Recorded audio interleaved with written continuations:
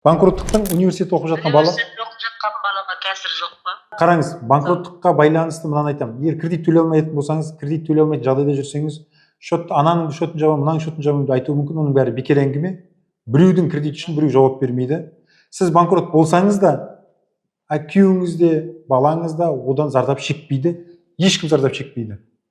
Сосын ертең ана банктер хабарласып сөйтіп жатыр деп жатырсыз ғой, шоттарың арест қоямын, өйтемін, ағайын туған туысқандарға. Қорықпаңыз, олардың бәрі заңсыз.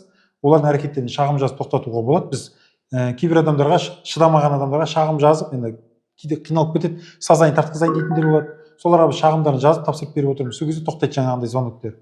Ал мүлдем қорықпаңыз.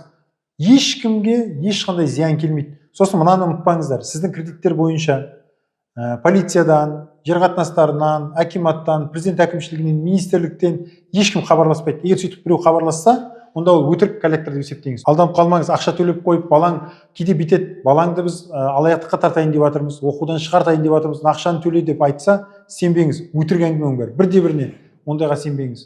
Түсіндіңіз ғой? Істей алмайды еш нәрсе. Бұл кредитті тек қана бір-ақ адам іздейді. Кім берді кредитті? Яғни банк берсе, сол банк іздейді. Болды. Ол ешқандай полицияға, президентке, жер қатынастарына ешкімге қатысы жоқ.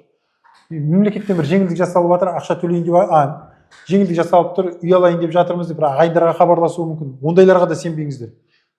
Аспаннан ешкім сендерге үйді де, жерді де, ақшаны да, пособияны да бермейді. Құжат жинап жүр, 40 құжат жинақтап жүр, 3000 теңгенің пособиясын әрең алады адамдар. Өзіңіз білесіз ғой онда. Сондықтан ондайларға да алданып қалмаңыздар, жарай ма? Банкротқа қоя бергенде ол 85 мыңды қайда төлеуім керек? Қалай? Жоқ, оны егер банкроттыққа берген кезде 85 мың теңге қаржы басқарушысына төлейді, қаржы басқарушысына төлейсіз. Қаржы басқарушы өзі айтады, қайда төлеу керек екенін. Бүтін проблема жоқ, одан қорықпаңыз қазір. Тек бар тапқан таянғаныңызды болса үнемдеп жинап отырыңыз. Сосын жаңа қаржы басқарушы өзі айтқан кезде соған төлеп отырасыз ай сайын бөліп. Кейбір қаржы басқарушылары, қараңыз, жеңілдік жасап жатады. 85 мыңнан емес, 60 мыңнан алып жатады. Кейбіреулерге 70 мыңнан алып жатады екен, төмендетеді. Әліне қарай ғой. Банкроттан қорқудың қажеті жоқ. Коллекторлардан, банктен қорқудың қажеті жоқ. Түсіндіңіз ғой? Банкроттық ешкімге зиянын тигізбейді.